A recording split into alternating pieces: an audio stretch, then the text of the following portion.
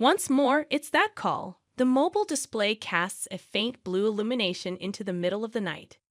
At 3 o'clock a.m., I was already awake when the ringtone started, as usually at this regular hour. I'm sorry, but no longer does Michelle, the manager of Tully's pub, sound really sorry. It's only a ceremonial term. I answer in kind. I'll be right there. As I put on my shoes, I tally the number of times this has occurred since the year started. The fourth time? Perhaps the fifth, though. I can't remember how many exactly. A younger sister, age 35, is picking up a 37-year-old sibling. This twisted arrangement was something we had somehow become accustomed to. As I drive, I reflect on my memories with my sister. Born from the same parents, raised in the same house, yet we might as well be from different planets. This difference was already clear during our school days. I found my place in the corner of the library, spending afternoons locked away in the computer lab. Writing code was far more comfortable for me than conversing with others. Programming has clear rules. For every input, there is a logical output. No ambiguity, unlike human relationships. On the other hand, Michelle was always in the spotlight, the center of attention. Her life was like an endless performance, throwing firecrackers into the toilets, causing chaos. Even getting suspended felt like a badge of honor to her. Our parents called her behavior unique and believed she would eventually become sensible. She's just passionate. Mother's favorite phrase had not changed even after 20 years. But that passion took on more dangerous forms as we got older. While I'd earned a degree in computer science from MIT and built a career as a system engineer on a government satellite communications project, Michelle's resume listed arrests instead of academic achievements. For her, enjoying life meant brawling in bars or reckless adventures with strangers, sometimes even breaking the law. You're really boring, you know that? That was her favorite phrase. Every time she saw me spending my holidays writing code or assembling a new mechanical keyboard, she would say that. But the boring life she scorned was actually full of tension and responsibility. As a system engineer involved in government confidential projects, my life was always under scrutiny. During regular security clearance renewals, every aspect of my life was investigated. Family relations were no exception, and Michelle's existence was always a risk to my career.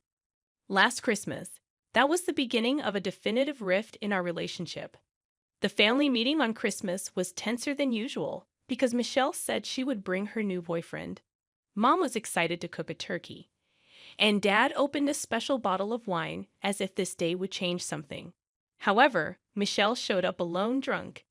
He couldn't make it, she said, then began pouring herself a drink from the wine Father had opened, ignoring the worried glances from Mom and the stern looks from Dad. Haven't you had enough? I asked. Michelle flashed a challenging smile. Here we go, the perfect sisters lecture. Dinner turned into a disaster. Michelle didn't touch the food, just kept drinking wine. Then suddenly, standing up, she headed for the entrance. It's Christmas. I'm going to see some friends, she said. When Dad tried to stop her, I noticed she was holding the keys to my car. She had taken them out of my bag without permission. You're not planning to drive, are you? I stood up. It's too dangerous to drive in that condition. Shut up, Michelle shouted. It's none of your business. It's my life. The next moment, we were grappling at the entrance, me trying to retrieve the keys, and Michelle gripping them tightly. Our parents just yelled, "Stop it!" but didn't take any concrete action, as usual. Eventually, I managed to get the keys back, but fueled by anger, Michelle stormed out. She got into an argument with a neighbor in the parking lot, and the police were called. When I explained the situation to the police and somehow managed to calm things down, I couldn't believe my parents' attitude. If you were a bit more flexible, Mom looked at me as if blaming me. You need to consider your sister's feelings too. Feelings? I raised my voice in disbelief. She was about to kill someone, driving drunk, and yet I'm the bad one? Dad spoke wearily. You sisters should understand each other better. That night, I went home early, feeling as if the concept of family was a piece of glasswork slowly cracking. After the Christmas incident, Michelle's life spiraled further into chaos. At least twice a week, I get a call from some bar, sometimes from the police station too. Her arrest record piled up like a sad collection of medals. My parents' response was always the same. They justified Michelle's actions and asked me for understanding, as if the collapse of my sister's life was my responsibility. Then, at midnight one day, an unexpected visitor would completely change my life.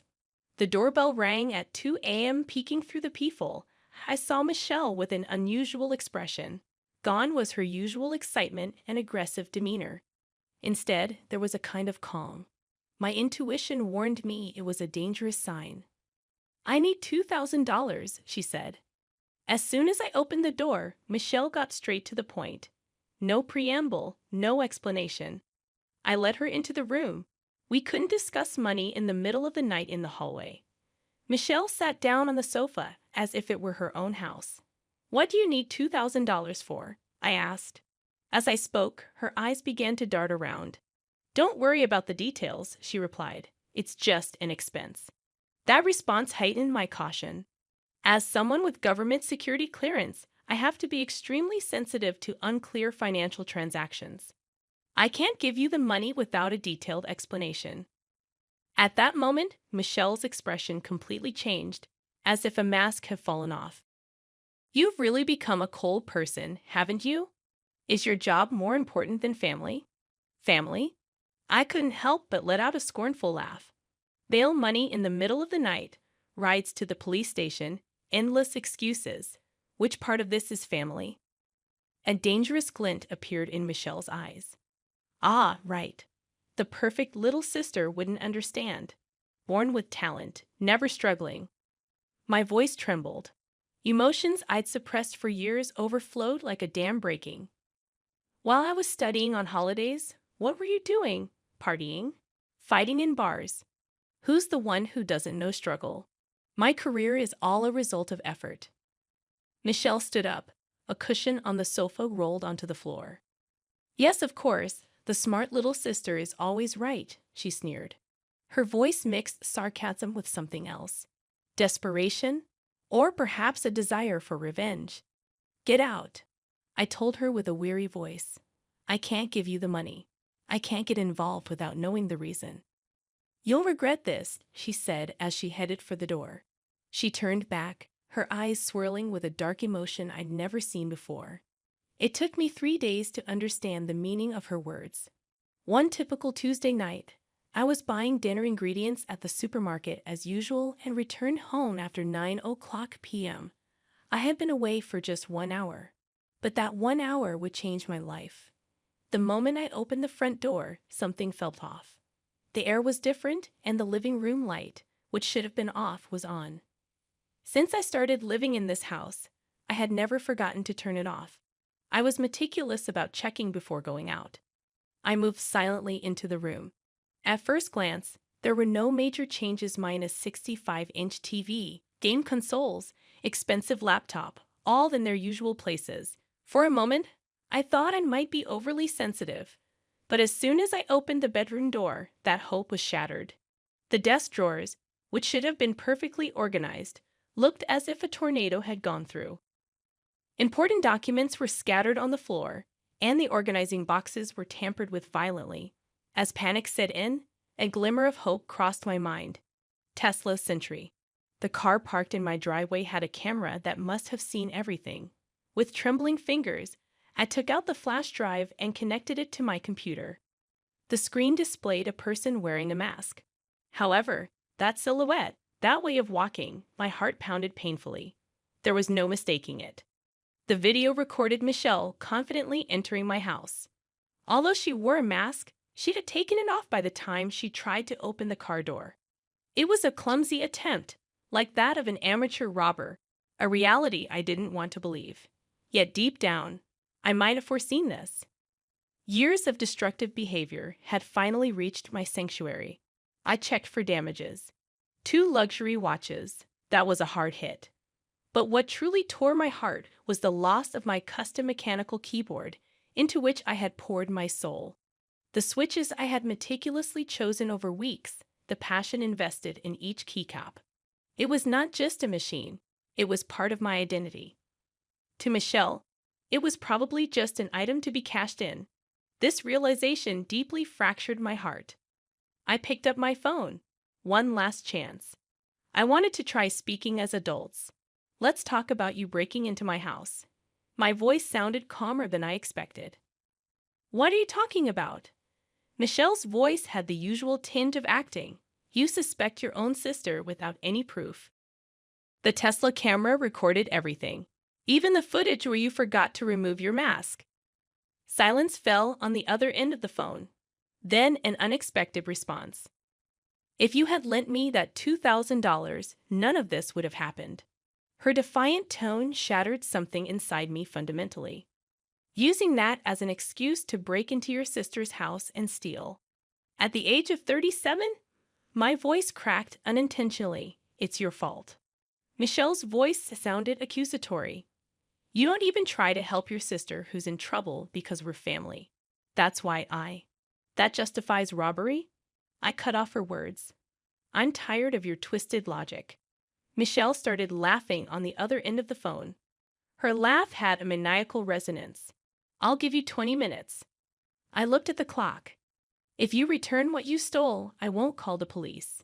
Michelle's laughter rang through the receiver, sounding maliciously thunderous. Her laugh was filled with all the arrogance and irresponsibility she had ever shown. You wouldn't dare. We're family, right?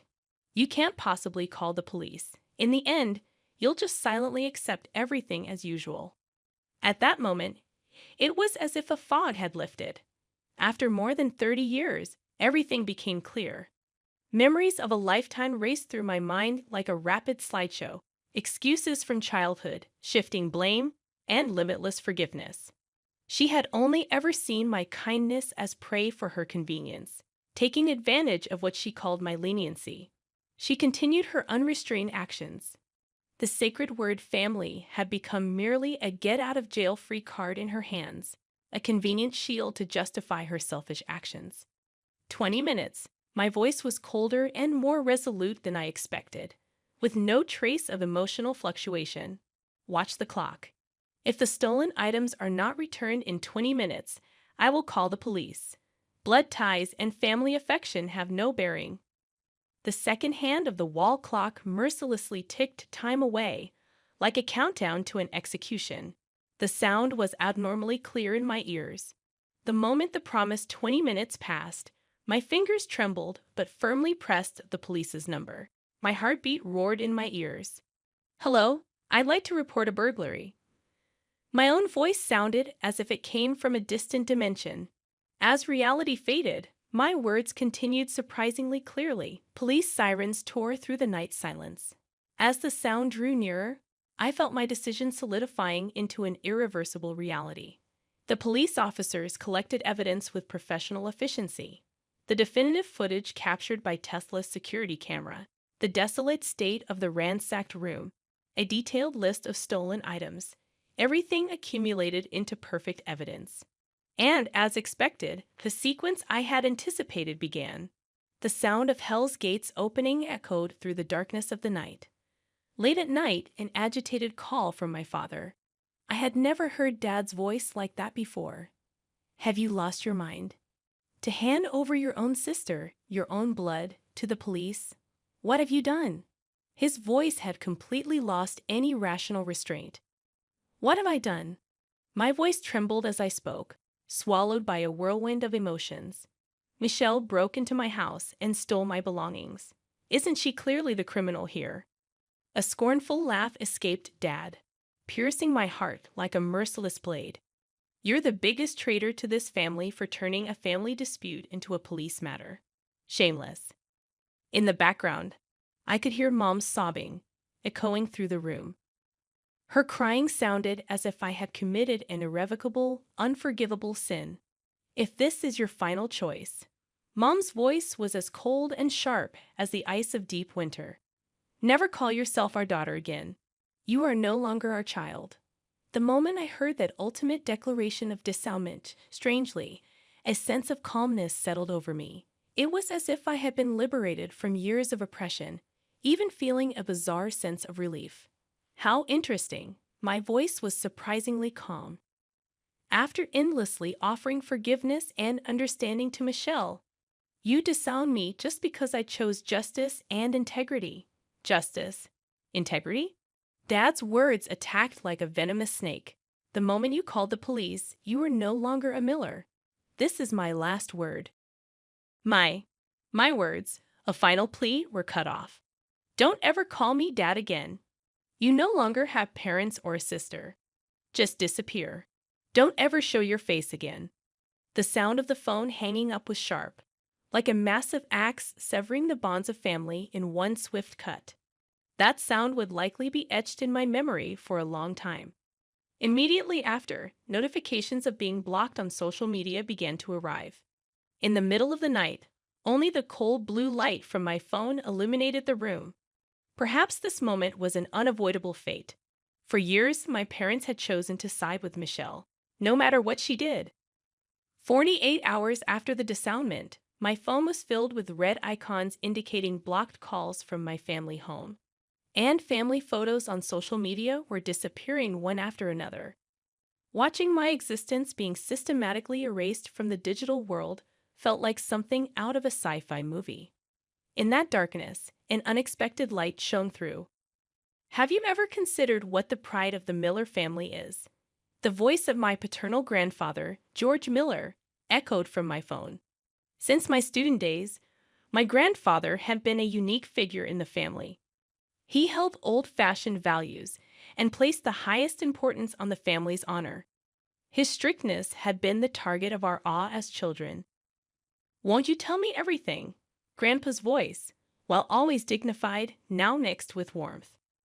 I told him everything, from Michelle's demands to the break-in, to my parents' reactions. Throughout my recounting, only deep sighs returned from Grandpa. Each one seemed to carry the weight of Miller family history. "Our family has beliefs that have been passed down through generations," he said after a long silence. "Honesty, integrity, and above all, taking responsibility for one's actions. Your parents and Michelle have trampled on all of them." That afternoon, Grandpa made a decision that shook the entire family. In the presence of a lawyer, the will was rewritten. The inheritance rights of my parents and Michelle were completely revoked, and the estate worth millions of dollars was transferred to me. The news of the will change brought a new earthquake to an already fractured family. It arrived suddenly, like a bomb in the middle of the night. Mom's call was no longer filled with anger, but sounded like a desperate scream. "Why would you do this?" Her voice mixed with a madness I had never heard before. "Not satisfied with just sending Michelle to prison. Now you're taking our retirement too."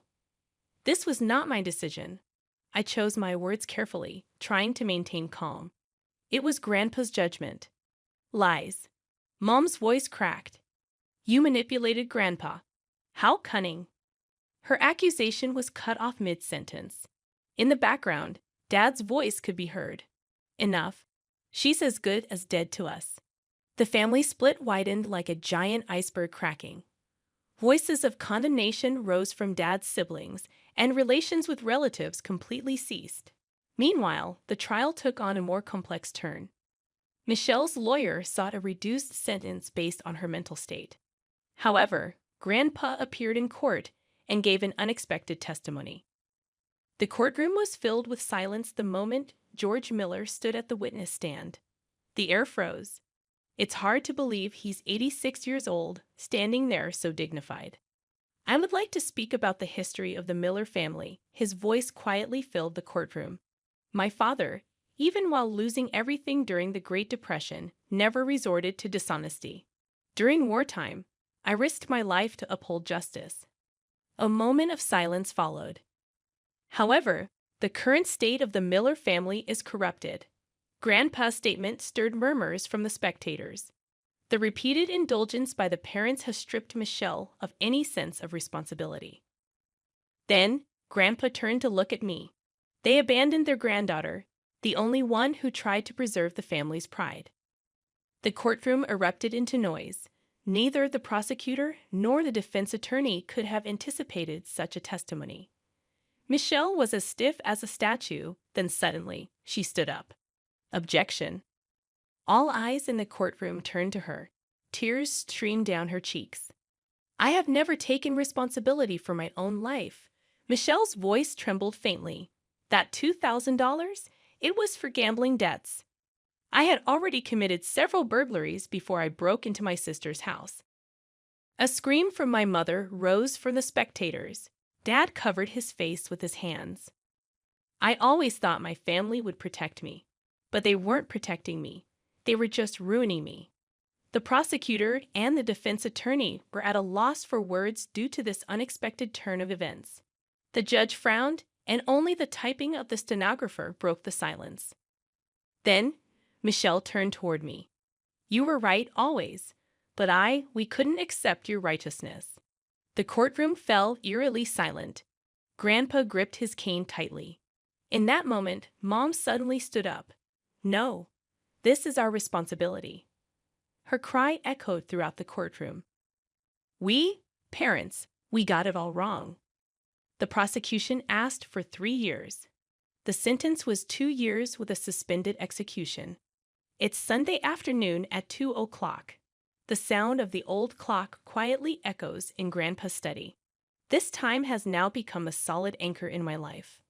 Life is ironic, losing my family to finally understand the true meaning of family. The chaos of the past feels like a distant lie. The midnight rescue requests and the endless excuses are now just stories of the past. In their place, the routine that has arrived bears an unexpected brilliance. The responsibility of leading a satellite communication project carries a proud weight, different from the burdens of the past. The old photos lined up in Grandpa's study seem to tell a story from another era, a family smiling, sisters innocent back then. Everyone was pure. Don't fear change, Grandpa says as I flip through the album. I can feel the weight of the years. Do not fear change, but never let go of your core values. Occasionally, I receive letters from Michelle. My name is written in black ink on a white envelope. The unopened letters wait in the drawer of my desk until the time comes. News of my parents occasionally reaches me through snippets of conversations overheard. Dad's early retirement, Mom's volunteer activities.